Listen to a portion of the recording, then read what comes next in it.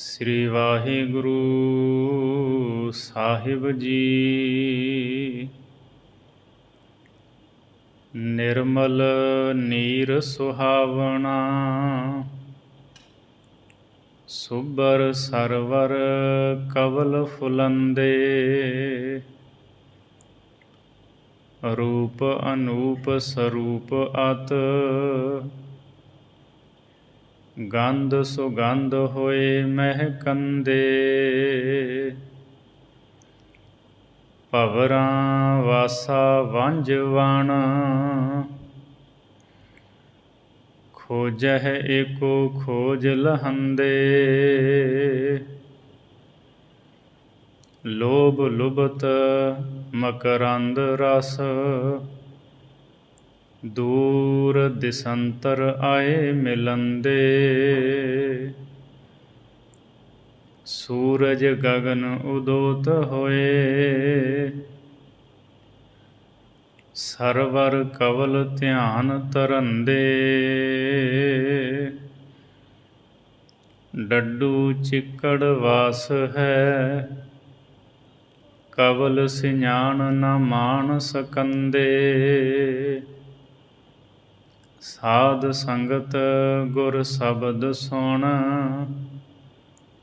ਗੁਰ ਉਪਦੇਸ ਨ ਰਹਿਤ ਰਹੰਦੇ।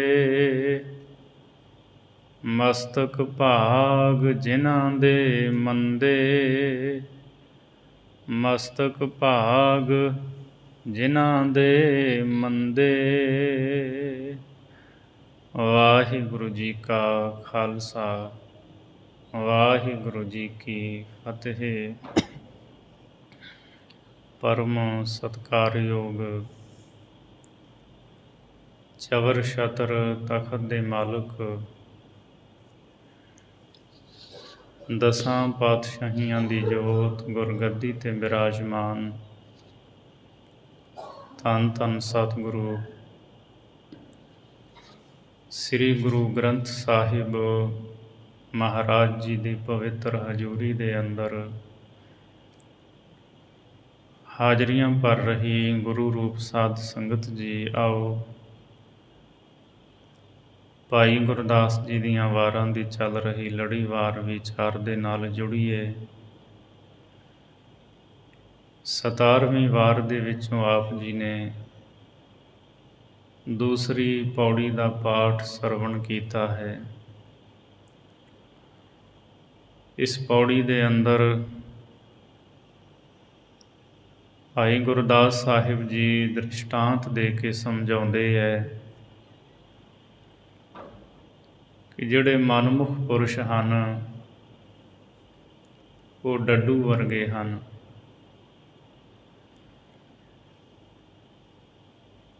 ਕਿਉਂਕਿ ਡੱਡੂ ਛੱਪੜ ਵਿੱਚ ਰਹਿੰਦਾ ਹੋਇਆ ਕਮਲ ਫੁੱਲ ਦੀ ਸਾਰ ਨੂੰ ਨਹੀਂ ਜਾਣ ਸਕਦਾ। ਭੌਰੇ ਦੂਰੋਂ ਆਉਂਦੇ ਹੈ, ਮਕਰੰਦ ਰਸ ਪ੍ਰਾਪਤ ਕਰਦੇ ਹੈ। ਭੌਰਿਆਂ ਨੂੰ ਕਮਲ ਫੁੱਲ ਦੀ ਸਾਰ ਹੈ, ਉਹਦੀ ਕਦਰ ਹੈ, ਪਰ ਡੱਡੂ ਕੌਲ ਫੁੱਲ ਦੀਆਂ ਜੜ੍ਹਾਂ ਵਿੱਚ ਰਹਿੰਦਾ ਹੋਇਆ ਵੀ ਕਮਲ ਫੁੱਲ ਤੋਂ ਰਸ ਮਹਿਕ ਪ੍ਰਾਪਤ ਨਹੀਂ ਕਰ ਸਕਦਾ। ਸੋ ਇਸੇ ਤਰ੍ਹਾਂ ਮਨਮੁਖ ਸਤ ਸੰਗਤ ਵਿੱਚ ਰਹਿੰਦਿਆਂ ਹੋਇਆਂ, ਗੁਰੂ ਦੇ ਕੋਲ ਰਹਿੰਦਿਆਂ ਹੋਇਆਂ ਵੀ ਡੱਡੂਆਂ ਵਰਗੇ ਹਨ। ਵਿਸ਼ੇ ਵਿਕਾਰਾਂ ਦਾ ਜਾਲਾ ਖਾਂਦੇ ਹੈ ਔਰ ਗੁਰਮੁਖਾਂ ਤੋਂ ਉਹ ਕੋਈ ਲਾਭ ਨਹੀਂ ਪ੍ਰਾਪਤ ਕਰ ਸਕਦੇ, ਅਥਵਾ ਗੁਰੂ ਚਰਨਾਂ 'ਚ ਰਹਿੰਦੇ ਹੋਏ ਵੀ ਗੁਰੂ ਉਪਦੇਸ਼ ਤੋਂ, ਕਮਾਈ ਤੋਂ ਸੱਖਣੇ ਰਹਿੰਦੇ ਹੈ। ਦੂਜੇ ਪਾਸੇ ਜਗਿਆਸੂ ਦੂਰੋਂ ਆਉਂਦੇ ਹੈ, ਲਾਹਾ ਪ੍ਰਾਪਤ ਕਰਕੇ ਚਲੇ ਜਾਂਦੇ ਹੈ। ਸੋ ਭਾਈ ਗੁਰਦਾਸ ਸਾਹਿਬ ਜੀ ਇਸ ਪੌੜੀ ਦੇ ਵਿੱਚ ਸਾਨੂੰ ਸਮਝਾ ਰਹੇ ਹੈ ਨਿਰਮਲ ਨੀਰ ਸੁਹਾਵਣਾ, ਸੁਬਰ ਸਰਵਰ ਕਵਲ ਫੁਲੰਦੇ। ਭਾਈ ਗੁਰਦਾਸ ਸਾਹਿਬ ਜੀ ਕਹਿੰਦੇ, ਵੇਖੋ ਸਰਵਰ ਦੇ ਵਿੱਚ, ਸਰੋਵਰ ਦੇ ਵਿੱਚ, ਤਲਾਬ ਦੇ ਵਿੱਚ, ਤਲਾਬ ਨਿਰਮਲ, ਮੈਲ ਤੋਂ ਰਹਿਤ, ਉਹਦੇ ਵਿੱਚ ਬੜਾ ਹੀ ਸੋਹਣਾ ਨੀਰ ਪਾਣੀ ਹੈ, ਅਤੇ ਉਹ ਪਾਣੀ ਦੇ ਨਾਲ ਸੁਭਰ ਐਂ ਨਕਾ ਨਕ ਭਰਿਆ ਹੋਇਆ ਹੈ। ਉਹਦੇ ਵਿੱਚ ਕੌਲ ਫੁੱਲ ਪ੍ਰਫੁੱਲਤ ਹਨ, ਖਿੜੇ ਹੋਏ ਹਨ। ਰੂਪ ਅਨੂਪ ਸਰੂਪ ਅਤ, ਗੰਧ ਸੁਗੰਧ ਹੋਏ ਮਹਿਕੰਦੇ। ਉਹਨਾਂ ਕੌਲ ਫੁੱਲਾਂ ਦਾ ਰੂਪ ਉਪਮਾ ਤੋਂ ਰਹਿਤ ਹੈ, ਸਰੂਪ ਬਹੁਤ ਡਾਢਾ ਹੈ, ਸੋਹਣਾ ਹੈ। ਗੰਧੀਆਂ ਵਿੱਚੋਂ ਸੁਗੰਧੀ ਉਹ ਕੌਲ ਫੁੱਲ ਦਿੰਦੇ ਹੈ, ਮਹਿਕਦੇ ਹੈ, ਔਰ ਉਹਨਾਂ ਦੀ ਸੁਗੰਧੀ ਬੜੀ ਪਿਆਰੀ ਲੱਗਦੀ ਹੈ। ਭਵਰਾਂ ਵਾਸਾ ਵੰਝ ਵਣ, ਖੋਜਹਿ ਏਕੋ ਖੋਜ ਲਹੰਦੇ।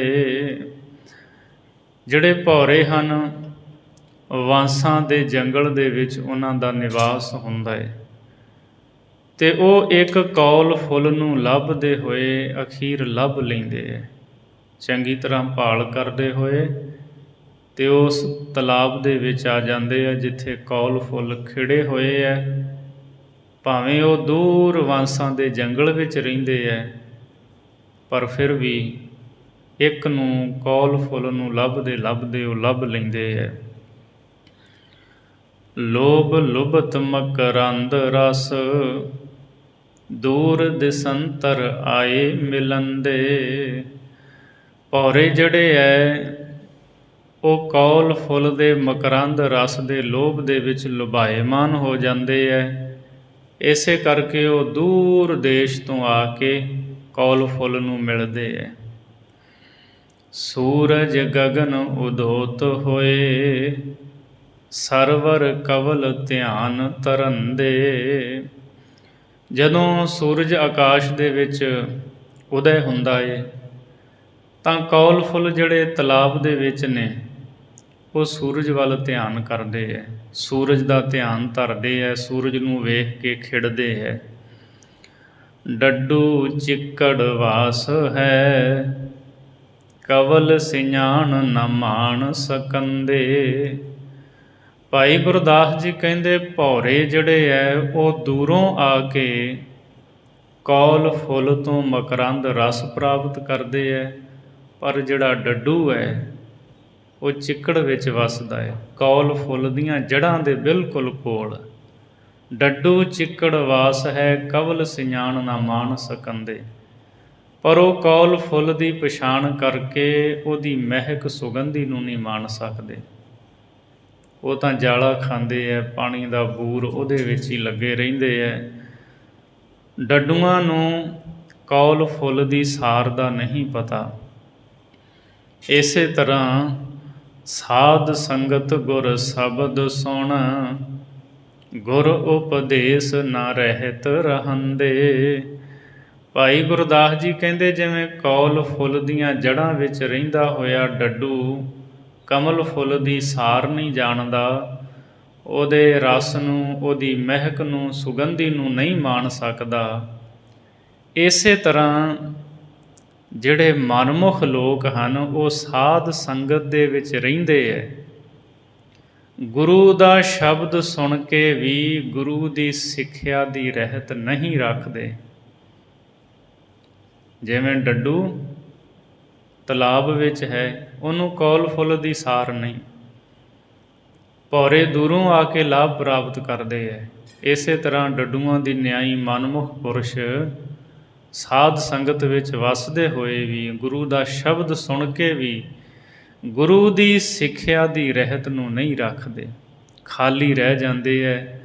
ਉਹ ਡੱਡੂਆਂ ਵਰਗੇ ਹੈ ਮਨਮੁਖ ਪੁਰਸ਼। ਅਤੇ ਉਹ ਡੱਡੂ ਕੌਣ ਹਨ? ਮਸਤਕ ਭਾਗ ਜਿਨ੍ਹਾਂ ਦੇ ਮੰਦੇ। ਭਾਈ ਗੁਰਦਾਸ ਜੀ ਕਹਿੰਦੇ, ਜਿਨ੍ਹਾਂ ਦੇ ਮੱਥੇ ਦੇ ਭਾਗ ਮੰਦੇ ਹੈ, ਜਿਨ੍ਹਾਂ ਦੇ ਮੱਥੇ ਦੇ ਭਾਗ ਚੰਗੇ ਨਹੀਂ, ਉਹ ਐਸੇ ਮਨਮੁਖ ਪੁਰਸ਼ ਡੱਡੂਆਂ ਦੇ ਵਰਗੇ ਹੈ। ਸਤਿਗੁਰੂ ਨੇ ਬਾਣੀ ਵਿੱਚ ਬਚਨ ਕੀਤਾ, ਮਨਮੁਖ ਊਧਾ ਕੌਲ ਹੈ, ਨਾ ਤਿਸ ਭਗਤ ਨਾ ਨਾਉ। ਮਨਮੁਖ ਬੰਦੇ ਦਾ ਹਿਰਦਾ ਕਮਲ ਮੂਧਾ ਹੈ, ਨਾ ਉਸ ਹਿਰਦੇ ਵਿੱਚ ਭਗਤੀ ਟਿਕੀ ਹੈ, ਨਾ ਪਰਮੇਸ਼ਰ ਦਾ ਨਾਮ ਟਿਕਿਆ ਹੋਇਆ ਹੈ। ਸਕਤੀ ਅੰਦਰ ਵਰਤਦਾ, ਕੂੜ ਤਿਸ ਕਾ ਹੈ ਉਪਾਉ। ਮਨਮੁਖ ਦਾ ਸਦਾ ਹੀ ਸ਼ਕਤੀ ਜੋ ਮਾਇਆ ਨਾ, ਉਹਦੇ ਵਿੱਚ ਹੀ ਵਰਤਦਾ ਰਹਿੰਦਾ ਹੈ, ਝੂਠ ਦੇ ਵਿੱਚ ਲੱਗਾ ਰਹਿੰਦਾ ਹੈ।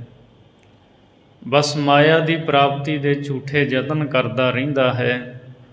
ਕਦੇ ਵੀ ਉਹਦਾ ਮਨ ਵਾਹਿਗੁਰੂ ਦੇ ਪਿਆਰ ਦੇ ਵਿੱਚ ਭਿੱਜਦਾ ਨਹੀਂ ਹੈ। ਤਿਸ ਕਾ ਅੰਦਰ ਚਿੱਤ ਨ ਭਿਜਈ, ਮੁਖ ਫੀਕਾ ਆ ਲਾਓ। ਕਦੇ ਵੀ ਉਹਦਾ ਮਨ ਪ੍ਰਭੂ ਦੇ ਪਿਆਰ ਦੇ ਵਿੱਚ ਨਹੀਂ ਆਉਂਦਾ। ਮੁਖੋਂ ਉਹ ਫਿੱਕੇ ਬੋਲ ਬੋਲਦਾ ਹੈ, ਦੁਰਬਚਨ ਬੋਲਦਾ ਹੈ, ਅਤੇ ਉਹ ਧਰਮੀ ਪੁਰਸ਼ਾਂ ਦੇ ਵਿੱਚ ਵੀ ਕਦੇ ਨਹੀਂ ਰਲ ਸਕਦਾ। ਸੋ ਮਨਮੁਖ ਸੰਗਤ ਵਿੱਚ ਆ ਕੇ ਵੀ ਲਾਭ ਪ੍ਰਾਪਤ ਨਹੀਂ ਕਰ ਸਕਦਾ ਹੈ। ਅਤੇ ਇਸੇ ਕਰਕੇ ਫਿਰ ਮਹਾਰਾਜ ਬਾਣੀ ਵਿੱਚ ਕਹਿੰਦੇ ਹੈ, ਮਨਮੁਖ ਆਵੈ ਮਨਮੁਖ ਜਾਵੈ, ਮਨਮੁਖ ਫਿਰ ਫਿਰ ਚੋਟਾਂ ਖਾਵੈ, ਜਿਤਨੇ ਨਰਕ ਸੇ ਮਨਮੁਖ ਭੋਗੈ, ਗੁਰਮੁਖ ਲੇਪ ਨਾ ਮਾਸਾ ਹੈ। ਉਹ ਆਉਣ ਜਾਣ ਦੇ ਵਿੱਚ ਪਿਆ ਰਹਿੰਦਾ ਹੈ। ਵਾਰ ਵਾਰ ਉਹ ਜਮਾਂ ਦੀਆਂ ਚੋਟਾਂ ਖਾਂਦਾ ਹੈ। ਜਿੰਨੇ ਵੀ ਨਰਕ ਹਨ ਉਹ ਸਾਰੇ ਮਨਮੁਖ ਭੋਗਦਾ ਹੈ, ਪਰ ਗੁਰਮੁਖ ਨੂੰ ਥੋੜ੍ਹਾ ਜਿੰਨਾ ਵੀ ਕੋਈ ਉਹ ਨਰਕਾਂ ਦੇ ਵਿੱਚ ਨਹੀਂ ਜਾਂਦੇ। ਲੇਪ ਨਾ ਮਾਸਾ ਹੈ।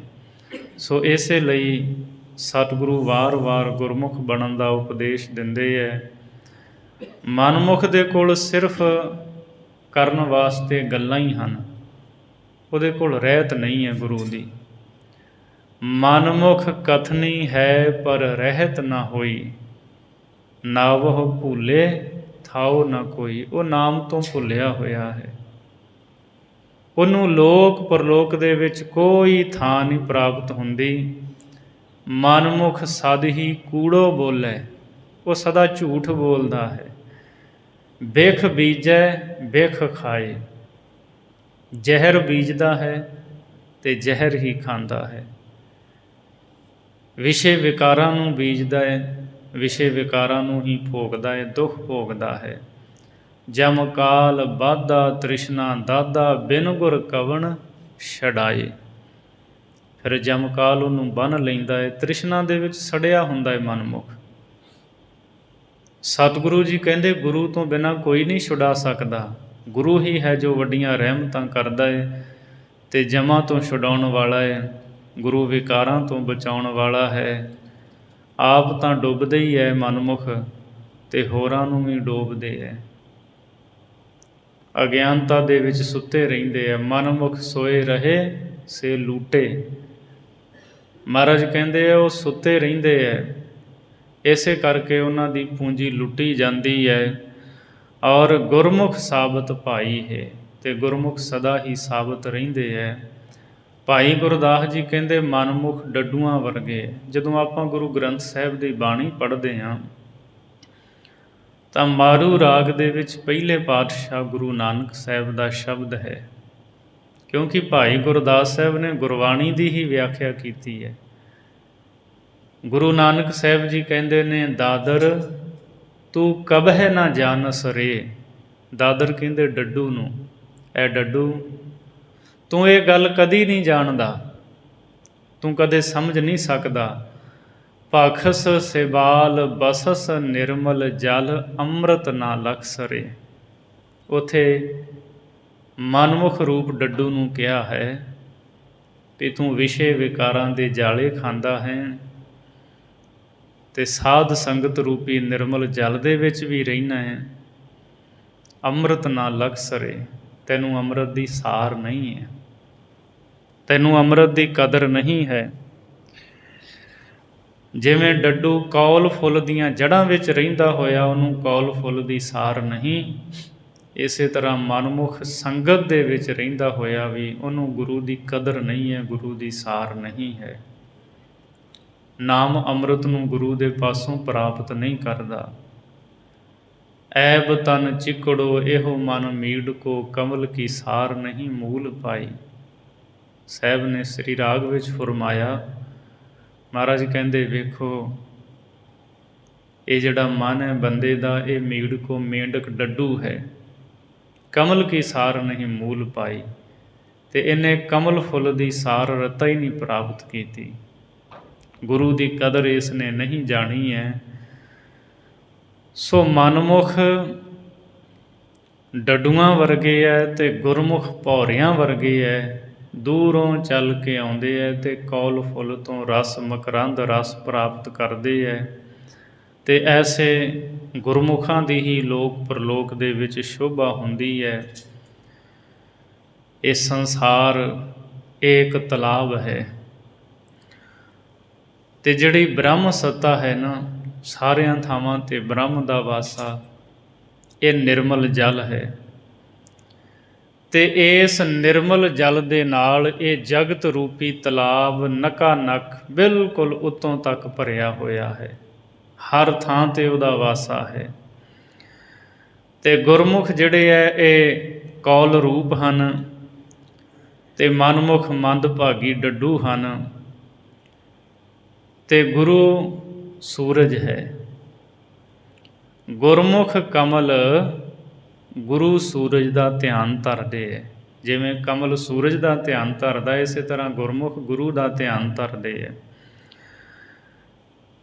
ਅਤੇ ਜਿਹੜੇ ਡੱਡੂ ਨੇ ਵਿਸ਼ੇ ਵਿਕਾਰਾਂ ਦੇ ਵਿੱਚ ਲੱਗੇ ਹੋਏ ਲੋਕ, ਉਹ ਵਿਸ਼ਿਆਂ ਦੇ ਜਾਲੇ ਨੂੰ, ਵਿਸ਼ਿਆਂ ਦੇ ਬੂਰ ਨੂੰ ਖਾਂਦੇ ਹੈ, ਮੋਹ ਦੇ ਚਿੱਕੜ ਵਿੱਚ ਫਸੇ ਰਹਿੰਦੇ ਹੈ ਅਤੇ ਰੱਬ ਦੇ ਪਿਆਰਿਆਂ ਦਾ ਉਪਦੇਸ਼ ਕਦੇ ਵੀ ਗ੍ਰਹਿਣ ਨਹੀਂ ਕਰਦੇ। ਇਹੋ ਜਿਹੇ ਮਨਮੁਖਾਂ ਨੂੰ ਕਪਟੀ ਕਿਹਾ ਹੈ ਵੀ ਉਹ ਕਪਟ ਰੱਖਣ ਵਾਲੇ ਨੇ, ਉਹਨਾਂ ਦੇ ਅੰਦਰ ਕਪਟ ਛੁਪਿਆ ਹੋਇਆ ਹੁੰਦਾ ਹੈ। ਸੋ ਸਿੱਖ ਨੇ ਗੁਰਮੁਖ ਬਣਨਾ ਹੈ, ਭੌਰੇ ਬਣ ਕੇ ਸੰਗਤ ਦੇ ਵਿੱਚ ਆਉਣਾ ਹੈ। ਜਿਵੇਂ ਭੌਰਾ ਦੂਰੋਂ ਚੱਲ ਕੇ ਆਉਂਦਾ ਹੈ, ਮਕਰੰਦ ਰਸ ਪ੍ਰਾਪਤ ਕਰਦਾ ਹੈ, ਸੁਗੰਧੀ ਮਾਣਦਾ ਹੈ, ਇਸੇ ਤਰ੍ਹਾਂ ਗੁਰਮੁਖ ਜਗਿਆਸੂ ਜਿਹੜੇ ਹੈ ਉਹ ਦੂਰੋਂ ਚੱਲ ਕੇ ਆਉਂਦੇ ਹੈ ਸਤ ਸੰਗਤ ਦੇ ਵਿੱਚ। ਇੱਥੇ ਗੁਰੂ ਦਾ ਉਪਦੇਸ਼ ਸੁਣਦੇ ਹੈ, ਗੁਰਮੁਖਾਂ ਤੋਂ ਲਾਭ ਪ੍ਰਾਪਤ ਕਰਦੇ ਹੈ ਔਰ ਗੁਰੂ ਉਪਦੇਸ਼ ਨੂੰ ਧਾਰਨ ਕਰਕੇ ਆਪਣੇ ਜੀਵਨ ਨੂੰ ਸਫਲ ਬਣਾਉਂਦੇ ਹੈ। ਅਗਲੀ ਤੀਸਰੀ ਪੌੜੀ ਦੇ ਵਿੱਚ ਭਾਈ ਗੁਰਦਾਸ ਜੀ ਜਿਹੜਾ ਆਪਣੇ ਅੰਦਰ ਕਪਟ ਰੱਖਣ ਵਾਲਾ ਹੈ ਬੰਦਾ, ਭਾਈ ਗੁਰਦਾਸ ਜੀ ਕਹਿੰਦੇ ਉਹ ਬਗਲੇ ਵਰਗਾ ਹੈ। ਜਿਵੇਂ ਬਗਲਾ ਤੀਰਥਾਂ 'ਤੇ ਪਾਣੀ ਦੇ ਵਿੱਚ ਸਮਾਧੀ ਲਾਉਂਦਾ ਨਾ, ਡੱਡੀਆਂ ਮੱਛੀਆਂ ਨੂੰ ਤਾਰ ਲਾਉਂਦਾ ਹੈ, ਉਹਦੀ ਸਮਾਧੀ ਬਗਲੇ ਦੀ ਰੱਬ ਦੀ ਭਗਤੀ ਵਾਸਤੇ ਨਹੀਂ, ਉਹ ਡੱਡੂਆਂ ਅਤੇ ਮੱਛੀਆਂ ਨੂੰ ਫੜਨ ਵਾਸਤੇ ਹੈ।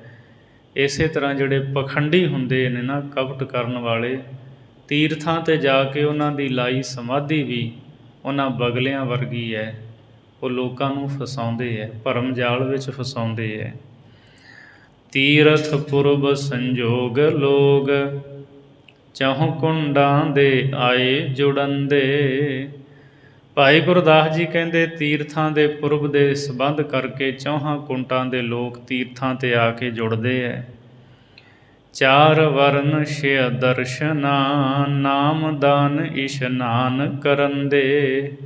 ਚਾਰ ਵਰਨਾਂ ਦੇ ਲੋਕ, ਛੇ ਮੱਤਾਂ ਨੂੰ ਮੰਨਣ ਵਾਲੇ, ਉਹ ਤੀਰਥਾਂ 'ਤੇ ਆ ਕੇ ਨਾਮ ਦਾਨ ਅਤੇ ਇਸ਼ਨਾਨ ਕਰਦੇ ਹੈ।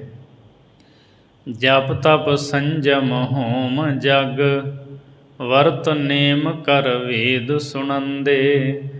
ਤੀਰਥਾਂ 'ਤੇ ਆ ਕੇ ਕੋਈ ਜਪ ਕਰਦਾ ਹੈ ਮੰਤਰਾਂ ਦਾ, ਕੋਈ ਤਪ ਕਰਦਾ ਹੈ, ਕੋਈ ਤਾਮਸੀ ਤਪ ਕਰਦਾ ਹੈ, ਕੋਈ ਸੰਜਮ ਰੱਖਦਾ, ਕੋਈ ਹੋਮ, ਕੋਈ ਜਗ ਕਰਦਾ ਹੈ, ਕੋਈ ਵਰਤ ਰੱਖਦਾ, ਕਿਸੇ ਨੇ ਕੋਈ ਨੇਮ ਬਣਾਇਆ ਹੋਇਆ ਹੈ, ਕੋਈ ਵੇਦਾਂ ਨੂੰ ਸੁਣਦਾ ਹੈ। ਗਿਆਨ ਧਿਆਨ ਸਿਮਰਨ ਜੁਗਤ, ਦੇਵੀ ਦੇਵ ਸਥਾਨ ਪੂਜੰਦੇ। ਕਈ ਤੀਰਥਾਂ 'ਤੇ ਆ ਕੇ ਗਿਆਨੀ ਗਿਆਨ ਦੀਆਂ ਗੱਲਾਂ ਕਰਦੇ ਹੈ, ਕਈ ਧਿਆਨੀ ਬਣ ਕੇ ਧਿਆਨ ਲਾਉਂਦੇ ਹੈ, ਕਈ ਜੁਗਤੀ ਦੇ ਨਾਲ ਕੋਈ ਮੰਤਰਾਂ ਦਾ ਸਿਮਰਨ ਕਰਦੇ ਹੈ, ਔਰ ਦੇਵੀ ਦੇਵ ਸਥਾਨ ਪੂਜੰਦੇ, ਕਈ ਦੇਵੀ ਦੇਵਤਿਆਂ ਦੇ ਥਾਵਾਂ ਦੀ ਪੂਜਾ ਕਰਦੇ ਹੈ। ਬੱਗਾ ਬੱਗੇ ਕੱਪੜੇ ਕਰ ਸਮਾਧ ਅਪਰਾਧ ਨਿਵੰਦੇ। ਭਾਈ ਗੁਰਦਾਸ ਜੀ ਕਹਿੰਦੇ ਵੇਖੋ ਬਗਲਿਆਂ ਦੇ ਕੱਪੜੇ ਚਿੱਟੇ ਹੈ, ਬਗਲਿਆਂ ਦੇ ਪਰ ਚਿੱਟੇ ਹਨ। ਬੱਗਾ ਬੱਗੇ ਕੱਪੜੇ ਕਰ ਸਮਾਧ ਅਪਰਾਧ ਨਿਵੰਦੇ। ਅਤੇ ਜਿਵੇਂ ਬਗਲੇ ਦੀ ਸਮਾਧੀ ਹੁੰਦੀ ਹੈ ਨਾ ਡੱਡੂ ਮੱਛੀਆਂ ਨੂੰ ਫੜਨ ਦੇ ਲਈ, ਕਹਿੰਦੇ ਇਸੇ ਤਰ੍ਹਾਂ ਤੀਰਥਾਂ 'ਤੇ ਜਿਹੜੇ ਕਪਟੀ ਲੋਕ ਨੇ ਨਾ ਕੱਪੜੇ ਤਾਂ ਉਹਨਾਂ ਦੇ ਬੜੇ ਚਿੱਟੇ ਪਾਏ ਹੁੰਦੇ। ਇਹ ਸਾਧੂ ਨੇ ਆਪਣੇ ਆਪ ਨੂੰ ਕਹਾਉਂਦੇ ਹੈ ਕਰ ਸਮਾਧ ਅਪਰਾਧ ਨਿਵੰਦੇ। ਅਤੇ ਉਹ ਬਗਲਿਆਂ ਵਰਗੀ ਸਮਾਧੀ ਲਾ ਕੇ ਅਪਰਾਧ ਪਾਪ ਕਰਦੇ ਹੈ ਅਤੇ ਨਿਵੰਦੇ। ਉਹਨਾਂ ਦਾ ਨਿਵਣਾ, ਉਹਨਾਂ ਦਾ ਝੁਕਣਾ ਵੀ ਅਪਰਾਧ ਪਾਪ ਵਾਸਤੇ ਹੈ। ਰੱਬ ਦੇ ਅੱਗੇ ਨਹੀਂ ਝੁਕਦੇ, ਉਹ ਕਿਸੇ ਪਾਪ ਨੂੰ ਕਰਨ ਵਾਸਤੇ ਝੁਕਦੇ, ਲੋਕਾਂ ਨੂੰ ਲੁੱਟਦੇ ਹੈ। ਬਗਲ ਸਮਾਧੀ ਹੈ ਉਹਨਾਂ ਦੀ, ਕਦੇ ਵੀ ਵਾਹਿਗੁਰੂ ਦੇ ਚਰਨਾਂ ਵਿੱਚ ਨਹੀਂ ਜੁੜਦੇ। ਸਿਰਫ ਉਹਨਾਂ ਦੇ ਅੰਦਰ ਲੋਕਾਂ ਨੂੰ ਲੁੱਟਣ ਵਾਸਤੇ ਹੀ ਇਹ ਧਾਰਨਾ ਚੱਲਦੀ ਰਹਿੰਦੀ ਹੈ, ਕਿਵੇਂ ਲੋਕਾਂ ਨੂੰ ਲੁੱਟਿਆ ਜਾਵੇ। ਐਸੇ ਬਗਲਿਆਂ ਵਰਗੇ ਅਨੇਕਾਂ ਹੀ ਲੋਕ ਤੀਰਥਾਂ 'ਤੇ ਭਾਈ ਗੁਰਦਾਸ ਜੀ ਕਹਿੰਦੇ ਵੱਸਦੇ ਹੋਏ ਨਜ਼ਰ ਆਉਂਦੇ ਹੈ। ਸਾਧ ਸੰਗਤ ਗੁਰ ਸ਼ਬਦ ਸੁਣ, ਗੁਰਮੁਖ ਪੰਥ ਨਾ ਚਾਲ ਚਲੰਦੇ। ਭਾਈ ਗੁਰਦਾਸ ਜੀ ਕਹਿੰਦੇ ਬਗਲ ਸਮਾਧੀ ਲਾਉਣ ਵਾਲੇ ਲੋਕ ਸਾਧ ਸੰਗਤ ਦੇ ਵਿੱਚ ਵੀ ਆ ਜਾਂਦੇ। ਸਾਧ ਸੰਗਤ ਗੁਰ ਸ਼ਬਦ ਸੁਣ, ਇੱਥੇ ਆ ਕੇ ਗੁਰੂ ਦਾ ਸ਼ਬਦ ਸੁਣਦੇ ਤਾਂ ਜ਼ਰੂਰ ਹਨ, ਪਰ ਗੁਰਮੁਖ ਪੰਥ ਨਾ ਚਾਲ ਚੱਲਣਦੇ। ਉਹ ਗੁਰਮੁਖਾਂ ਵਾਲੇ ਰਸਤੇ 'ਤੇ ਉਸ ਮਰਿਆਦਾ ਦੀ ਚਾਲ ਮੁਤਾਬਕ ਚੱਲਦੇ ਨਹੀਂ।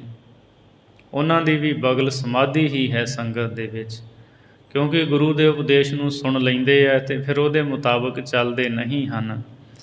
ਕਪਟ ਸਨੇਹੀ ਫਲ ਨਾ ਲਹੰਦੇ। ਇਹੋ ਜਿਹੇ ਜਿਹੜੇ ਕਪਟੀ ਲੋਕ ਨੇ ਉਹਨਾਂ ਦਾ ਸਨੇਹ ਕਪਟ ਵਾਲਾ ਹੈ, ਛਲ ਵਾਲਾ ਹੈ। ਉਹ ਕਦੇ ਵੀ ਫਲ ਪ੍ਰਾਪਤ ਨਹੀਂ ਕਰ ਸਕਦੇ। ਸਦੀਵੀ ਸੁੱਖ ਦਾ ਫਲ ਉਹਨਾਂ ਨੂੰ ਕਦੇ ਵੀ ਨਹੀਂ ਮਿਲ ਸਕਦਾ। ਹਿਰਦੈ ਕਪਟ ਮੁਖ ਗਿਆਨੀ, ਝੂਠੇ ਕਹਾਂ ਬਿਲੋਵਸ ਪਾਨੀ। ਕਾਇਆ ਮਾਂਜਸ ਕੌਣ ਗੁਨਾ, ਜੋ ਘਟ ਭੀਤਰ ਹੈ ਮਲਨਾ। ਲੌਕੀ 68 ਤੀਰਥ ਨਹਾਈ, ਕੌਰਾਪਨ ਤਉ ਨਾ ਜਾਈ। ਮਹਾਰਾਜ ਕਹਿੰਦੇ ਹਿਰਦੇ ਦੇ ਵਿੱਚ ਛਲ ਕਪਟ ਹੈ, ਮੁੱਖੋਂ ਗਿਆਨੀ ਕਹਾਉਂਦੇ ਹੈ, ਗਿਆਨ ਦੀਆਂ ਗੱਲਾਂ ਕਰਦੇ ਹੈ। ਕਹਿੰਦੇ ਇਹੋ ਜਿਹੇ ਝੂਠੇ ਲੋਕ ਕੀ ਕਰ ਸਕਦੇ ਹੈ। ਉਹਨਾਂ ਦਾ ਤੀਰਥਾਂ 'ਤੇ ਨਹਾਉਣਾ, ਤੀਰਥਾਂ 'ਤੇ ਇਸ਼ਨਾਨ ਕਰਨਾ ਸਾਰਾ ਵਿਅਰਥ ਹੈ, ਕਿਉਂਕਿ ਹਿਰਦਾ ਮੈਲ ਦੇ ਨਾਲ ਭਰਿਆ ਹੈ। ਕਾਇਆ ਮਾਂਜਸ ਕੌਣ ਗੁਨਾ। ਸਰੀਰ ਦਾ ਇਸ਼ਨਾਨ ਕਰਾਇਆ ਉਹਨਾਂ ਦੀ ਕੀ ਅਦਕਤਾ, ਕਾਹਦਾ ਗੁਣ ਹੈ। ਜੋ ਘਟ ਭੀਤਰ ਹੈ ਮਲਨਾ। ਕਹਿੰਦੇ ਉਹਨਾਂ ਦੀ ਹਾਲਤ ਲੌਕੀ 68 ਤੀਰਥ ਨਹਾਈ, ਕੌਰਾਪਨ ਤਉ ਨਾ ਜਾਈ। ਉਸ ਲੌਕੀ ਵਰਗੀ ਹੈ ਜਿਹੜੀ 68 ਤੀਰਥਾਂ 'ਤੇ ਜਿਹਨੂੰ ਨਵਾਇਆ ਜਾਵੇ ਉਹਦੀ ਕੁੜੱਤਨ ਨਹੀਂ ਜਾਂਦੀ। ਗੱਲ ਤਾਂ ਇਹ ਹੈ ਕਿ ਬੰਦਗੀ ਕਰਕੇ ਬੰਦੇ ਨੇ ਆਪਣੇ ਅੰਦਰੋਂ ਵਿਕਾਰਾਂ ਦੀ ਮੈਲ ਦੂਰ ਕਰਨੀ ਹੈ, ਅੰਦਰ ਦਾ ਕੌੜਾਪਨ ਜਿਹੜਾ ਹੈ ਉਹ ਦੂਰ ਕਰਨਾ ਹੈ। ਪਰ ਬਹੁਤੇ ਐਸੇ ਲੋਕ ਨੇ ਸੰਸਾਰ ਵਿੱਚ ਵੇਖਣ ਨੂੰ ਧਰਮੀ ਲੱਗਦੇ ਹੈ, ਪਰ ਉਹ ਪਖੰਡੀ ਹੁੰਦੇ ਹੈ। ਧਰਮ ਉਹਨਾਂ ਦੇ ਜੀਵਨ ਦੇ ਨੇੜੇ ਤੇੜੇ ਵੀ ਨਹੀਂ ਹੁੰਦਾ। ਸੋ ਇਸ ਲਈ ਮਹਾਰਾਜ ਨੇ ਕਿਹਾ ਵੀ ਤੂੰ ਇਹ ਪਖੰਡ ਨਾ ਕਰ, ਤੂੰ ਸੱਚੇ ਮਨੋਂ ਵਾਹਿਗੁਰੂ ਪਰਮਾਤਮਾ ਦਾ ਨਾਮ ਜਪ ਅਤੇ ਪ੍ਰਭੂ ਤੇਰੇ 'ਤੇ ਮਿਹਰ ਕਰੇਗਾ, ਉਹ ਕਿਰਪਾ ਦੀ ਦ੍ਰਿਸ਼ਟੀ ਕਰੇਗਾ। ਸੋ ਇਸ ਪੌੜੀ ਵਿੱਚ ਬਗਲ ਸਮਾਧੀ ਲਾਉਣ ਵਾਲੇ ਪਖੰਡੀ ਲੋਕ, ਉਹਨਾਂ ਦਾ ਪਾਜ ਭਾਈ ਗੁਰਦਾਸ ਜੀ ਨੇ ਉਘੇੜਿਆ ਹੈ। ਔਰ ਨਾਲ ਹੀ ਸਾਨੂੰ ਸਤਿਗੁਰੂ ਬਾਣੀ ਵਿੱਚ ਸਿੱਖਿਆ ਦਿੰਦੇ ਹੈ, ਬਿਨ ਗੁਰ ਸ਼ਬਦ ਨ ਛੂਟਸ ਕੋਏ, ਪਾਖੰਡ ਕੀਨੈ ਮੁਕਤ ਨਾ ਹੋਏ। ਮਹਾਰਾਜ ਕਹਿੰਦੇ ਸ਼ਬਦ ਦੀ ਕਮਾਈ ਤੋਂ ਬਿਨਾਂ ਤੇਰਾ ਛੁਟਕਾਰਾ ਨਹੀਂ ਹੋ ਸਕਦਾ। ਪਖੰਡ ਜਿੰਨਾ ਮਰਜ਼ੀ ਕਰੀ ਜਾ, ਪਖੰਡ ਕਰਨ ਦੇ ਨਾਲ ਕਦੇ ਮੁਕਤੀ ਨਹੀਂ ਮਿਲਦੀ। ਧਰਮ ਪੁਸਤਕਾਂ ਨੂੰ ਪੜ੍ਹਦਾ ਵੀ ਹੈ ਪਰ ਉਹਨਾਂ 'ਤੇ ਤੂੰ ਅਮਲ ਨਹੀਂ ਕਰਦਾ। ਸੋ ਇਸ ਲਈ ਗੁਰੂ ਹੀ ਤੈਨੂੰ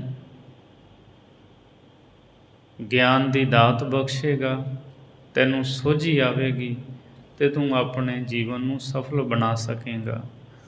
ਵਾਚਹਿ ਪੁਸਤਕ ਵੇਦ ਪੁਰਾਨਾ, ਇੱਕ ਬਹਿ ਸੁਨਹਿ ਸੁਨਾਵਹਿ ਕਾਨਾ। ਅਜਗਰ ਕਪਟ ਕਹੋ ਕਿਉ ਖੂਲੈ, ਬਿਨ ਸਤਿਗੁਰ ਤਤ ਨਾ ਪਾਇਆ। ਵੇਦਾਂ ਪੁਰਾਣਾਂ ਪੁਸਤਕਾਂ ਧਰਮ ਗ੍ਰੰਥਾਂ ਨੂੰ ਇੱਕ ਸੁਣਦਾ ਹੈ, ਇੱਕ ਸੁਣਾਉਂਦਾ ਹੈ, ਵਿਚਾਰ ਕਰਦਾ ਹੈ, ਪਰ ਜਿਹੜਾ ਅੰਦਰ ਕਪਟ ਹੈ ਉਹ ਗੁਰੂ ਦੇ ਗਿਆਨ ਤੋਂ ਬਿਨਾਂ ਕਦੇ ਵੀ ਦੂਰ ਨਹੀਂ ਹੋ ਸਕਦਾ। ਇਸ ਲਈ ਗੁਰੂ ਤੋਂ ਸਿੱਖਿਆ ਪ੍ਰਾਪਤ ਕਰਕੇ ਆਪਣੇ ਜੀਵਨ ਦੇ ਵਿੱਚ ਚੱਲਣਾ ਹੈ। ਖਾਲਸਾ ਜੀ, ਅੱਜ ਬਾਬਾ ਬੰਦਾ ਸਿੰਘ ਬਹਾਦਰ ਦਾ ਸ਼ਹਾਦਤ ਵਾਲਾ ਦਿਨ ਹੈ। ਬਾਬਾ ਬੰਦਾ ਸਿੰਘ ਬਹਾਦਰ ਦੀ ਸ਼ਹਾਦਤ ਲਾਸਾਨੀ ਹੈ। ਇਹੋ ਜਿਹੀ ਸ਼ਹਾਦਤ ਸਾਨੂੰ ਕਿਧਰੇ ਵੀ ਦੇਖਣ ਨੂੰ ਨਹੀਂ ਮਿਲਦੀ। ਆਪ ਸਭ ਜਾਣਦੇ ਹੋ, ਪਹਿਲਾ ਨਾਮ ਮਾਧੋ ਦਾਸ ਬੈਰਾਗੀ। ਸਤਿਗੁਰੂ ਗੁਰੂ ਗੋਬਿੰਦ ਸਿੰਘ ਸਾਹਿਬ ਮਹਾਰਾਜ ਜੀ ਨੇ ਨਾਂਦੇੜ ਦੀ ਧਰਤੀ ਤੋਂ ਥਾਪੜਾ ਦੇ ਕੇ ਅੰਮ੍ਰਿਤ ਦੀ ਦਾਤ ਬਖਸ਼ ਕੇ 5 ਤੀਰ ਬਖਸ਼ੇ, ਨਗਾਰਾ ਦਿੱਤਾ, 25 ਸਿੰਘ ਨਾਲ ਦਿੱਤੇ, ਪੰਜਾਬ ਵੱਲ ਭੇਜਿਆ। ਬਾਬਾ ਬੰਦਾ ਸਿੰਘ ਬਹਾਦਰ ਨੇ ਜਿੱਤ ਦੇ ਝੰਡੇ ਚੁਲਾਏ। ਜਿਨ੍ਹਾਂ ਜਿਨ੍ਹਾਂ ਨੇ ਜ਼ੁਲਮ ਕੀਤੇ ਸਨ ਉਹਨਾਂ ਨੂੰ ਕਰੜੀਆਂ ਸਜ਼ਾਵਾਂ ਦਿੱਤੀਆਂ। 1710 ਦੇ ਵਿੱਚ ਬਾਬਾ ਬੰਦਾ ਸਿੰਘ ਬਹਾਦਰ ਨੇ ਸਰਹੰਦ ਫਤਿਹ ਕੀਤੀ। ਵਜ਼ੀਰ ਖਾਂ ਵਰਗਿਆਂ ਨੂੰ ਭੈੜੀ ਮੌਤ ਮਾਰਿਆ। ਝੂਠੇ ਨੰਦ ਵਰਗੇ ਤਰਲੇ ਲੈਂਦੇ ਰਹੇ, ਨੱਕ 'ਚ ਨਕੇਲ ਪਾ ਕੇ ਲੋਹੇ ਦੀ। ਸਰਹੰਦ ਦੀਆਂ ਗਲੀਆਂ ਦੇ ਵਿੱਚ ਇੱਕ ਇੱਕ ਕੌਡੀ ਉਹਦੇ ਪਾਸੋਂ ਭੀਖ ਮੰਗਵਾਈ ਗਈ, ਛਿੱਤਰਾਂ ਦੀ ਮਾਰ ਕੀਤੀ। ਬਾਬਾ ਬੰਦਾ ਸਿੰਘ ਨੇ ਮੁਗਲਸਗੜ੍ਹ ਨੂੰ ਆਪਣੀ ਰਾਜਧਾਨੀ ਬਣਾਇਆ। ਗੁਰੂ ਨਾਨਕ ਸਾਹਿਬ, ਗੁਰੂ ਗੋਬਿੰਦ ਸਿੰਘ ਸਾਹਿਬ ਜੀ ਦੇ ਨਾਮ ਦੇ ਸਿੱਕੇ ਚਲਾਏ। ਪਹਾੜੀ ਰਾਜੇ ਵੀ ਭੇਟਾਵਾਂ ਦੇ ਕੇ ਮਿਲੇ। ਅਖੀਰ ਗੁਰਦਾਸ ਨੰਗਲ ਦੀ ਗੜ੍ਹੀ, ਜਿਹਨੂੰ ਤਕਰੀਬਨ 8 ਮਹੀਨੇ ਘੇਰਾ ਪਿਆ ਰਹਿੰਦਾ ਹੈ, ਇਸ ਗੜ੍ਹੀ ਦੇ ਵਿੱਚੋਂ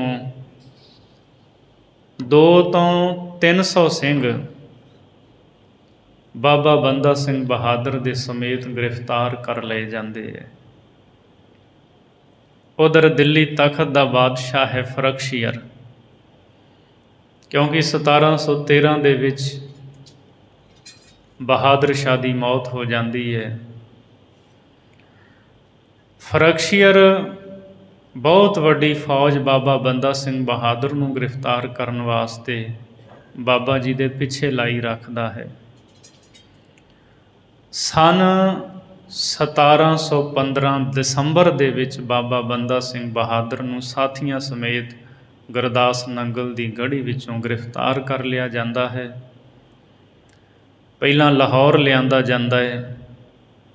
ਬਹੁਤ ਸਾਰੇ ਮੁਸਲਮਾਨ, ਉਹਨਾਂ ਦੇ ਲੜਕੇ ਪੱਥਰ ਮਾਰਦੇ ਹੈ, ਆਪਣਾ ਗੁੱਸਾ ਕੱਢਦੇ ਹੈ ਜਿਹੜੇ ਸਿੰਘ ਗ੍ਰਿਫਤਾਰ ਕੀਤੇ ਸਨ। ਭੁੱਖ ਦੇ ਦੁੱਖੋਂ ਅਧਮ ਹੋਏ ਹੋਏ ਇਹ ਸਿੰਘ ਸਨ। ਇਸ ਤੋਂ ਬਾਅਦ ਲਾਹੌਰ ਤੋਂ ਇਹ ਗ੍ਰਿਫਤਾਰ ਕੀਤੇ ਸਿੱਖਾਂ ਨੂੰ ਜ਼ਕਰੀਆ ਖਾਂ ਦੀ ਅਗਵਾਈ ਦੇ ਵਿੱਚ ਦਿੱਲੀ ਨੂੰ ਤੋਰਿਆ ਗਿਆ। ਅਬਦੁਸ ਸਮੁੱਦ ਖਾਂ ਦਾ ਪੁੱਤਰ ਜ਼ਕਰੀਆ ਖਾਂ। ਅਤੇ ਜਦੋਂ 1-2 ਪੜਾਅ ਜ਼ਕਰੀਆ ਖਾਂ ਗਿਆ, ਉਹਨੇ ਮਨ ਵਿੱਚ ਖਿਆਲ ਆਇਆ ਵੀ ਇਹ ਸਿੱਖ ਤਾਂ ਬੜੇ ਥੋੜ੍ਹੇ ਨੇ, ਬਾਦਸ਼ਾਹ ਕੀ ਕਹੇਗਾ ਫਰਕਸ਼ੀਅਰ ਵੀ ਇੰਨੇ ਮਹੀਨੇ ਲੜਦੇ ਰਿਹਾ 300 ਸਿੱਖ। ਉਦੋਂ ਫਿਰ ਘਰਾਂ ਦੇ ਵਿੱਚੋਂ ਫੜ ਫੜ ਕੇ ਸਿੱਖਾਂ ਨੂੰ ਕਤਲ ਕੀਤਾ ਗਿਆ। ਇੰਨੇ ਸਿੱਖ ਕਤਲ ਕੀਤੇ ਗਏ ਫੌਜ ਦੇ ਦੁਆਰਾ। 700 ਗੱਡਾ ਸਿੱਖਾਂ ਦੇ ਸਿਰਾਂ ਦਾ ਭਰਿਆ ਗਿਆ। 2000 ਸਿੱਖਾਂ ਦੇ ਸਿਰ ਜਿਹੜੇ ਉਹ ਨੇਜਿਆਂ 'ਤੇ ਟੰਗੇ ਗਏ ਤੇ ਗ੍ਰਿਫਤਾਰ ਕੀਤੇ ਸਿੱਖ ਉਹਨਾਂ ਦੀ ਗਿਣਤੀ 740 ਹੈ। ਬਾਬਾ ਬੰਦਾ ਸਿੰਘ ਬਹਾਦਰ ਨੂੰ ਗ੍ਰਿਫਤਾਰ ਕਰਕੇ ਸੰਗਲਾਂ ਦੇ ਨਾਲ ਬੰਨ੍ਹ ਕੇ ਇੱਕ ਵਿਸ਼ੇਸ਼ ਪਿੰਜਰਾ ਤਿਆਰ ਕੀਤਾ ਸੀ, ਉਸ ਪਿੰਜਰੇ ਵਿੱਚ ਪਾਇਆ ਗਿਆ। ਉਹ ਪਿੰਜਰਾ ਹਾਥੀ ਦੇ ਉੱਤੇ ਬੰਨ੍ਹਿਆ ਹੈ ਤੇ ਜਲੀਲ ਕਰਨ ਦੇ ਵਾਸਤੇ ਇੱਕ ਟੋਪੀ ਜਿਹੜੀ ਸੀ ਤਿੱਲੇਦਾਰ ਲਾਲ ਰੰਗ ਦੀ ਕਢਾਈ ਉਹ ਸਿਰ 'ਤੇ ਪਾਈ ਗਈ। ਇੱਕ ਲਾਲ ਪੁਸ਼ਾਕ ਤਨ 'ਤੇ ਪਹਿਨਾਈ ਗਈ ਤਾਂ ਕਿ ਬੇਇੱਜ਼ਤ ਕੀਤਾ ਜਾਵੇ। 740 ਜਿਹੜੇ ਸਿੰਘ ਸਨ ਫੜੇ ਹੋਏ, ਨੂੜ ਨੂੜ ਕੇ ਉਹਨਾਂ ਨੂੰ ਊਠਾਂ ਦੇ ਉੱਤੇ ਲੱਦਿਆ ਹੋਇਆ ਸੀ। 27 ਫਰਵਰੀ ਸੰਨ 1716 ਨੂੰ ਇਹ ਸਾਰੇ ਸਿੱਖਾਂ ਨੂੰ ਦਿੱਲੀ ਤੋਂ ਉਰੇ ਅਗਰਾਬਾਦ ਉੱਥੇ ਪਹੁੰਚਾਇਆ ਗਿਆ ਤੇ ਬਾਦਸ਼ਾਹ ਫਰਕਸ਼ੀਅਰ ਦੇ ਹੁਕਮ ਦੇ ਨਾਲ 29 ਫਰਵਰੀ 1716 ਨੂੰ ਦਿੱਲੀ ਦੀਆਂ ਗਲੀਆਂ ਬਾਜ਼ਾਰਾਂ ਦੇ ਵਿੱਚ ਸਿੱਖਾਂ ਨੂੰ ਫੇਰਿਆ ਗਿਆ। ਸਭ ਤੋਂ ਅੱਗੇ ਬੈਂਡ ਵਾਜਾ ਵੱਜ ਰਿਹਾ ਸੀ। ਉਹਦੇ ਤੋਂ ਪਿੱਛੇ ਸਿਪਾਹੀਆਂ ਨੇ 2000 ਸਿੱਖਾਂ ਦੇ ਸਿਰ ਨੇਜਿਆਂ 'ਤੇ ਟੰਗੇ ਸਨ। ਪਿੱਛੇ ਇੱਕ ਬਿੱਲੀ ਦਾ ਸਿਰ ਵਾਂਸ 'ਤੇ ਟੰਗਿਆ ਹੋਇਆ ਸੀ ਵੀ ਪੰਜਾਬ ਦੇ ਵਿੱਚ ਸਿੱਖ ਤਾਂ ਛੱਡੋ, ਸਿੱਖਾਂ ਦੇ ਘਰ ਦੇ ਵਿੱਚ ਕੋਈ ਜਾਨਵਰ ਵੀ ਨਹੀਂ ਬਚਿਆ। ਉਹਦੇ ਤੋਂ ਪਿੱਛੇ ਹਾਥੀ ਦੇ ਉੱਤੇ ਬਾਬਾ ਬੰਦਾ ਸਿੰਘ ਬਹਾਦਰ ਨੂੰ ਸੰਗਲਾਂ ਨਾਲ ਬੰਨ੍ਹ ਕੇ ਪਿੰਜਰੇ ਵਿੱਚ ਕੈਦ ਕਰਕੇ ਬਿਠਾਇਆ ਸੀ ਔਰ ਇੱਕ ਸਿਪਾਹੀ ਨੂੰ ਨੰਗੀ ਤਲਵਾਰ ਲੈ ਕੇ ਉਹਦੇ ਸਿਰ 'ਤੇ ਖੜਿਆਇਆ ਸੀ। ਮਨ ਵਿੱਚ ਇਹ ਡਰ ਸੀ ਹਕੂਮਤ ਦੇ, ਕਿਤੇ ਪਿੰਜਰਾ ਤੋੜ ਕੇ ਨਾ ਨਿਕਲ ਜਾਏ। ਉਸ ਤੋਂ ਪਿੱਛੇ 740 ਸਿੱਖ ਜਿਹੜੇ ਗ੍ਰਿਫਤਾਰ ਕੀਤੇ ਹੋਏ ਸੀ, ਨੂੜ ਨੂੜ ਕੇ ਊਠਾਂ 'ਤੇ ਲੱਦੇ ਹੋਏ ਸਨ। ਇਤਿਹਾਸਕਾਰ ਲਿਖਦੇ ਨੇ ਕਿਸੇ ਸਿੱਖ ਦੇ ਚਿਹਰੇ ਦੇ ਉੱਤੇ ਕੋਈ ਸ਼ਿਕਵਾ ਨਹੀਂ ਸੀ। ਰਸਨਾ ਤੋਂ ਵਾਹਿਗੁਰੂ ਵਾਹਿਗੁਰੂ ਕਹਿ ਰਹੇ ਸੀ, ਆਪਣੇ ਗੁਰੂ ਦੀ ਬਾਣੀ ਪੜ੍ਹ ਰਹੇ ਸੀ। ਲੋਕ ਉਹਨਾਂ ਨੂੰ ਪੱਥਰ ਮਾਰਦੇ ਸਨ, ਉਹ ਵਾਹਿਗੁਰੂ ਕਹਿੰਦੇ ਸਨ। ਉਹਦੇ ਤੋਂ ਪਿੱਛੇ 700 ਗੱਡਾ ਸਿੱਖਾਂ ਦੇ ਸਿਰਾਂ ਦਾ ਭਰਿਆ ਹੋਇਆ। ਇੱਕ ਗੱਡੇ ਵਿੱਚ ਕਿੰਨੇ ਸਿਰ ਆਉਂਦੇ ਹੋਣਗੇ, ਅੰਦਾਜ਼ਾ ਤੁਸੀਂ ਲਾ ਸਕਦੇ ਆ। ਉਸ ਤੋਂ ਬਾਅਦ ਜਿਹੜੇ ਇਹ 740 ਗ੍ਰਿਫਤਾਰ ਕੀਤੇ ਸਿੱਖ ਸੀ, ਬਾਦਸ਼ਾਹ ਫਰਕਸ਼ੀਅਰ ਦੇ ਹੁਕਮ ਦੇ ਨਾਲ ਇਹਨਾਂ ਨੂੰ ਕੋਤਵਾਲ ਸਰਬਰਾ ਖਾਂ ਦੇ ਹਵਾਲੇ ਕੀਤਾ ਗਿਆ। ਬਾਦਸ਼ਾਹ ਨੇ ਹੁਕਮ ਕੀਤਾ ਹਰ ਰੋਜ਼ 100 ਦੇ ਕਰੀਬ ਸਿੱਖਾਂ ਨੂੰ ਕਤਲ ਕੀਤਾ ਜਾਵੇ। ਜੇ ਕੋਈ ਇਹਨਾਂ ਦੇ ਵਿੱਚੋਂ ਇਸਲਾਮ ਦੇ ਵਿੱਚ ਆਉਣਾ ਕਬੂਲ ਕਰ ਲੈਂਦਾ ਹੈ ਤਾਂ ਉਹਨੂੰ ਛੱਡ ਦਿੱਤਾ ਜਾਵੇ। 5 ਮਾਰਚ 1716 ਤੋਂ ਕੋਤਵਾਲ ਸਰਬਰਾ ਖਾਂ ਕੈਦ ਦੇ ਵਿੱਚੋਂ ਤਕਰੀਬਨ 100 ਸਿੱਖਾਂ ਨੂੰ, ਕਈ ਵਾਰ 102 103 ਇਸ ਤਰ੍ਹਾਂ ਵੱਧ ਵੀ ਲੈ ਆਉਂਦੇ ਸਨ, 100 ਸਿੱਖਾਂ ਨੂੰ ਕੱਢ ਕੇ ਲਿਆਉਂਦੇ ਹੈ ਜਿੱਥੇ ਅੱਜ ਕੱਲ੍ਹ ਦਿੱਲੀ ਚਾਂਦਨੀ ਚੌਂਕ ਹੈ। ਕੋਤਵਾਲੀ ਦੇ ਬਾਹਰ ਇੱਥੇ ਸਿੱਖਾਂ ਨੂੰ ਲਿਆਂਦਾ ਜਾਂਦਾ ਅਤੇ ਉਹਨਾਂ ਨੂੰ ਪੁੱਛਿਆ ਜਾਂਦਾ, ਇਸਲਾਮ ਕਬੂਲ ਹੈ? ਸਿੱਖ ਇਨਕਾਰ ਕਰਦੇ ਹੈ, ਨਹੀਂ, ਮੌਤ ਕਬੂਲ ਹੈ, ਇਸਲਾਮ ਨਹੀਂ। ਅਤੇ 100 ਸਿੱਖਾਂ ਨੂੰ ਕਤਲ ਕਰ ਦਿੱਤਾ ਜਾਂਦਾ। ਇਹ ਸਿਲਸਿਲਾ ਰੋਜ਼ ਚੱਲਦਾ। ਜਦੋਂ ਹਰ ਰੋਜ਼ 100 ਸਿੱਖਾਂ ਦਾ ਕਤਲ ਹੋ ਰਿਹਾ ਸੀ, ਇੱਕ ਅਨੋਖੀ ਘਟਨਾ ਵਾਪਰੀ। ਇੱਕ ਸਿੱਖ ਜਿਹਦਾ ਨਾਮ ਭੀਮ ਸਿੰਘ ਹੈ, ਉਹਦਾ ਨਵਾਂ ਵਿਆਹ ਹੋਇਆ ਸੀ ਤੇ ਜਦੋਂ ਹੋਰ ਸਿੱਖਾਂ ਦੀ ਫੜੋ ਫੜਾਈ ਹੋਈ, ਕਈ ਕਤਲ ਕੀਤੇ ਗਏ, ਤੇ ਇਸ ਭੀਮ ਸਿੰਘ ਸਿੱਖ ਨੂੰ ਵੀ ਕੈਦ ਕਰ ਲਿਆ ਸੀ। ਤੇ ਇਹਦੀ ਮਾਂ ਰਤਨ ਚੰਦ ਦੇ ਨਾਲ ਉਹਦੀ ਜਾਣ ਪਛਾਣ ਸੀ, ਉਹ ਮਜੀਠੇ ਦਾ ਸੀ, ਦਿੱਲੀ ਪੁੱਜੀ ਤੇ ਰਤਨ ਚੰਦ ਦੇ ਰਾਹੀਂ ਵੱਡੇ ਵਜ਼ੀਰ ਨੂੰ ਮਿਲ ਕੇ ਫਰਕਸ਼ੀਅਰ ਦੇ ਕੋਲੋਂ ਇਹ ਲਿਖਵਾ ਲਿਆ ਵੀ ਮੇਰਾ ਪੁੱਤਰ ਸਿੱਖ ਨਹੀਂ ਹੈ। ਪਰਵਾਨਾ ਲੈ ਕੇ ਕੋਤਵਾਲੀ ਦੇ ਬਾਹਰ ਪੁੱਜੀ। ਉਹ ਸਿੱਖ ਨੂੰ ਅਜੇ ਸ਼ਹੀਦ ਕਰਨ ਲੱਗੇ ਸਨ, ਉੱਚੀ ਆਵਾਜ਼ ਦਿੱਤੀ ਗਈ, ਇਸ ਨੂੰ ਕਤਲ ਨਾ ਕੀਤਾ ਜਾਏ। ਉਹ ਸਿੱਖ ਨੇ ਵੇਖਿਆ ਵੀ ਮੈਨੂੰ ਕਿਉਂ ਛੱਡ ਦਿੱਤਾ ਜਾ ਰਿਹਾ ਹੈ, ਕੀ ਵੇਖਦਾ ਉਹਦੀ ਮਾਂ ਹੈ, ਤੇ ਪਰਵਾਨਾ ਦਿੱਤਾ ਜਾਂਦਾ ਹੈ। ਕੋਤਵਾਲ ਨੂੰ ਪਰਵਾਨਾ ਪੜ੍ਹਦਾ ਹੈ। ਉਹ ਭੀਮ ਸਿੰਘ ਵੱਲ ਵੇਖ ਕੇ ਕਹਿੰਦਾ ਹੈ, ਤੂੰ ਸਿੱਖ ਨਹੀਂ ਹੈ, ਬਾਦਸ਼ਾਹ ਵੱਲੋਂ ਪਰਵਾਨਾ ਆਇਆ ਹੈ, ਤੇਰੀ ਮਾਂ ਕਹਿੰਦੀ ਹੈ ਮੇਰਾ ਪੁੱਤਰ ਸਿੱਖ ਨਹੀਂ।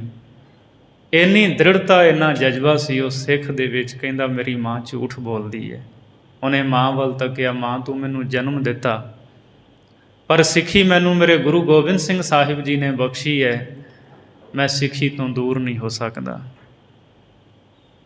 ਕਹਿੰਦੀ ਮਾਂ ਸਿਦਕੀ ਸਿੱਖ ਦੀ, ਸੁਣ ਲੈ ਗੱਲ ਮੇਰੀ ਵੇ, ਰਾਜੇ ਨੇ ਮੰਨ ਕੇ ਤਰਲਾ ਬਖਸ਼ੀ, ਜਿੰਦ ਤੇਰੀ ਵੇ, ਭੋਰਾ ਨਾ ਰਹਿਮ ਸਿੰਘਾਂ ਤੇ ਕਰਦੀ ਸਰਕਾਰ ਵੇ, ਸਿੱਖ ਨਹੀਂ ਮੈਂ ਕਲਗੀਧਰ ਦਾ, ਕਹਿ ਦੇ ਤੂੰ ਇੱਕ ਵਾਰ ਵੇ। ਪਰ ਉਸ ਸਿੱਖ ਨੇ ਕਿਹਾ, ਨਹੀਂ ਮਾਂ, ਮੈਂ ਕਲਗੀਧਰ ਜੀ ਦਾ ਸਿੱਖ ਹਾਂ, ਔਰ ਕੋਤਵਾਲ ਨੂੰ ਕਿਹਾ ਮੈਂ ਗੁਰੂ ਗੋਬਿੰਦ ਸਿੰਘ ਜੀ ਦਾ ਸਿੱਖ ਹਾਂ, ਮੈਨੂੰ ਹੁਣੇ ਸ਼ਹੀਦ ਕਰੋ। ਇਹ ਸ਼ਹਾਦਤ ਦਾ ਬਾਟਾ ਮੇਰੇ ਬੁੱਲ੍ਹਾਂ ਤੋਂ ਕਿਉਂ ਦੂਰ ਕੀਤਾ ਗਿਆ ਹੈ। ਮਾਂ ਤਰਲੇ ਲੈਂਦੀ ਰਹੀ ਵੀ ਮੇਰਾ ਨਹੀਂ, ਤੇ ਜਿਹੜੀ ਨਵੀਂ ਵਿਆਹੀ ਆਈ ਹੈ ਤੂੰ ਉਹਦੇ ਵੱਲ ਹੀ ਸੋਚ ਵੇਖ। ਪਰ ਸਿੱਖ ਦ੍ਰਿੜ ਸੀ, ਉਹਨੇ ਕਿਹਾ ਮੈਂ ਗੁਰੂ ਗੋਬਿੰਦ ਸਿੰਘ ਜੀ ਦਾ ਸਿੱਖ ਹਾਂ। ਪਿੱਛੇ ਨਹੀਂ ਕਦਮ ਹਟਾਇਆ, ਜੱਲਾਦ ਨੇ ਵਾਰ ਕੀਤਾ, ਸਿੱਖ ਸ਼ਹੀਦ ਹੋ ਗਿਆ।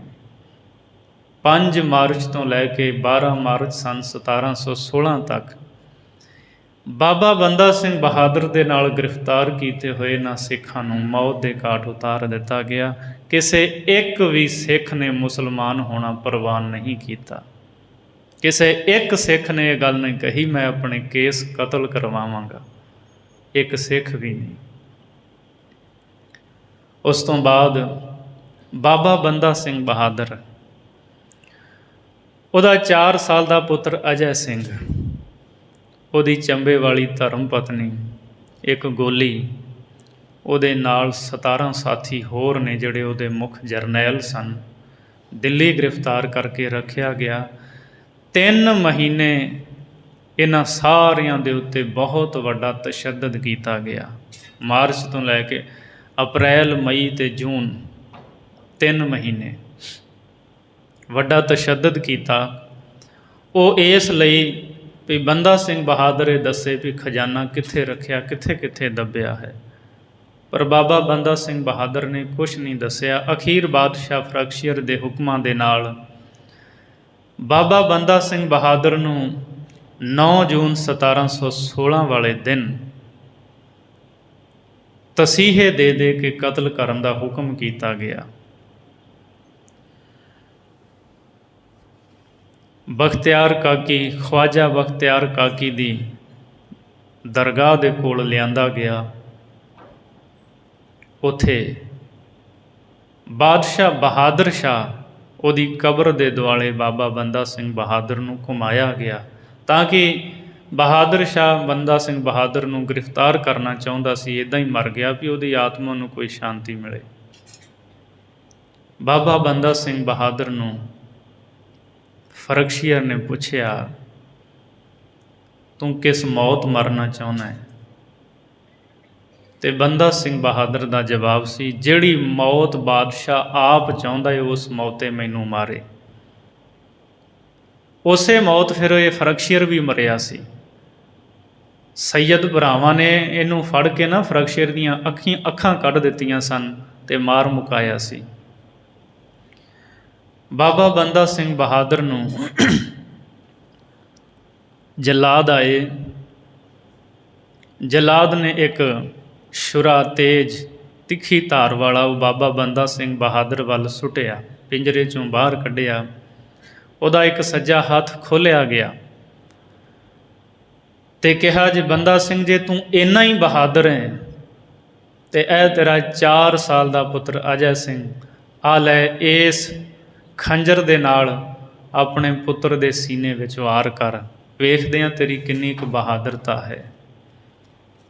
ਬਾਬਾ ਬੰਦਾ ਸਿੰਘ ਬਹਾਦਰ ਨੇ ਸਿਰ ਫੇਰ ਦਿੱਤਾ ਔਰ ਕਿਹਾ, ਇਹ ਮੇਰਾ ਪੁੱਤਰ ਹੈ।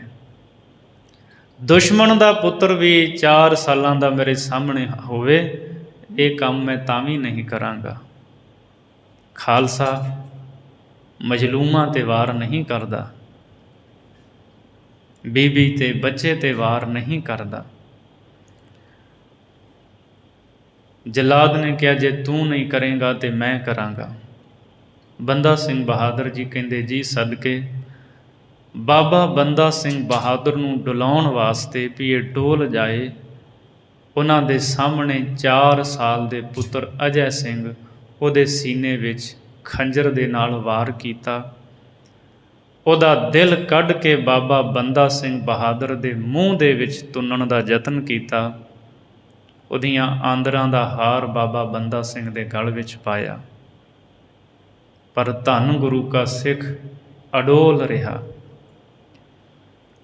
ਉਸ ਤੋਂ ਬਾਅਦ ਬਾਬਾ ਬੰਦਾ ਸਿੰਘ ਬਹਾਦਰ ਉਹਨਾਂ ਦੀ ਸੱਜੀ ਅੱਖ ਕੱਢੀ ਗਈ, ਫਿਰ ਖੱਬੀ ਅੱਖ ਕੱਢੀ ਹੈ, ਖੱਬਾ ਪੈਰ, ਖੱਬੀ ਲੱਤ ਵੱਢੀ, ਸੱਜੀ ਲੱਤ ਵੱਢੀ, ਦੋਵੇਂ ਹੱਥ ਕੱਟੇ ਗਏ, ਜਮੂਰਾਂ ਦੇ ਨਾਲ ਮਾਸ ਨੋਚਿਆ ਗਿਆ।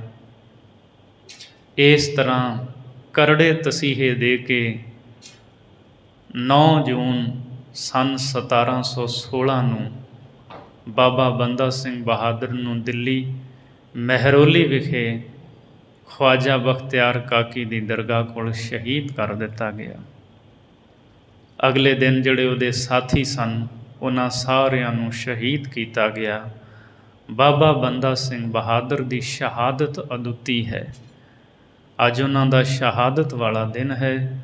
ਬਾਬਾ ਬੰਦਾ ਸਿੰਘ ਬਹਾਦਰ ਦੀ ਸ਼ਹਾਦਤ ਨੂੰ ਕੋਟਾਨ ਕੋਟ ਵਾਰ ਪ੍ਰਣਾਮ ਹੈ। ਸਤਿਗੁਰੂ ਮਿਹਰ ਕਰਨ ਅਸੀਂ ਆਪਣੇ ਸ਼ਹੀਦਾਂ ਦਾ ਸਨਮਾਨ ਕਰੀਏ ਅਤੇ ਸਿੱਖੀ ਧਾਰਨ ਕਰਕੇ ਸਤਿਗੁਰੂ ਦੀਆਂ ਖੁਸ਼ੀਆਂ ਪ੍ਰਾਪਤ ਕਰੀਏ। ਆਪ ਸਾਰੀ ਸੰਗਤ ਭਲੀ ਪ੍ਰਕਾਰ ਜਾਣਦੀ ਹੋ, ਇਸ ਅਸਥਾਨ ਦੇ ਬਾਨੀ ਮਹਾਂਪੁਰਖ ਸ੍ਰੀਮਾਨ ਸੰਤ ਬਾਬਾ ਗੁਲਾਬ ਸਿੰਘ ਜੀ ਦੀ ਸਾਲਾਨਾ ਯਾਦ ਬਰਸੀ ਸਮਾਗਮ 2 ਤੋਂ 4 ਜੁਲਾਈ ਨੂੰ ਹੋ ਰਹੇ ਹੈ। 2 ਜੁਲਾਈ ਨੂੰ ਸ਼੍ਰੀ ਅਖੰਡ ਪਾਠ ਸਾਹਿਬ ਆਰੰਭ ਹੋਣਗੇ, 4 ਜੁਲਾਈ ਨੂੰ ਭੋਗ ਪਾਏ ਜਾਣਗੇ। 4 ਜੁਲਾਈ ਵਾਲੇ ਦਿਨ ਅੰਮ੍ਰਿਤ ਸੰਚਾਰ ਹੋਵੇਗਾ। ਸੋ ਜਿਨ੍ਹਾਂ ਨੇ ਅਜੇ ਤੱਕ ਸਤਿਗੁਰੂ ਤੋਂ ਅੰਮ੍ਰਿਤ ਦੀ ਦਾਤ ਨਹੀਂ ਪ੍ਰਾਪਤ ਕੀਤੀ, ਗੁਰੂ ਵਾਲੇ ਬਣੀਏ, ਅੰਮ੍ਰਿਤ ਦੀ ਦਾਤ ਪ੍ਰਾਪਤ ਕਰਕੇ ਕਲਗੀਧਰ ਸਤਿਗੁਰੂ ਦੀਆਂ ਰਹਿਮਤਾਂ ਪ੍ਰਾਪਤ ਕਰੀਏ। ਸੋ ਜਿਹੜੇ ਅੰਮ੍ਰਿਤ ਅਭਿਲਾਸ਼ੀ ਹਨ ਜਾਂ ਹੋਰ ਵੀ ਰਿਸ਼ਤੇਦਾਰ ਸਾਕ ਸੰਬੰਧੀਆਂ ਦੇ ਵਿੱਚ ਕਈ ਅੰਮ੍ਰਿਤ ਦੀ ਦਾਤ ਪ੍ਰਾਪਤ ਕਰਨਾ ਚਾਹੁੰਦੇ ਹੈ, ਆਪ ਜੀ ਨੇ ਉਹਨਾਂ ਨੂੰ ਦੱਸਣ ਦੀ ਕਿਰਪਾਲਤਾ ਕਰਨੀ। 4 ਜੁਲਾਈ ਦਿਨੇ ਬਰਸੀ ਸਮਾਗਮ ਵਾਲੇ ਦਿਨ ਇੱਥੇ ਗੁਰੂ ਘਰ ਦੇ ਵਿੱਚ ਅੰਮ੍ਰਿਤ ਸੰਚਾਰ ਹੋਵੇਗਾ। ਸੋ ਆਪ ਜਿਨ੍ਹਾਂ ਨੇ ਅਜੇ ਅੰਮ੍ਰਿਤ ਦੀ ਦਾਤ ਨਹੀਂ ਪ੍ਰਾਪਤ ਕੀਤੀ, ਅੰਮ੍ਰਿਤ ਛਕੋ, ਗੁਰੂ ਕੇ ਪੁੱਤਰ ਪੁੱਤਰੀਆਂ ਬਣ ਕੇ ਸਤਿਗੁਰੂ ਦੀਆਂ ਖੁਸ਼ੀਆਂ ਪ੍ਰਾਪਤ ਕਰੋ ਜੀ। ਭੁੱਲਾਂ ਦੀ ਖਿਮਾ ਬਖਸ਼ਣੀ, ਅਗਾਂਹ ਵਾਸਤੇ ਸੁਮਤ ਬਖਸ਼ਣੀ।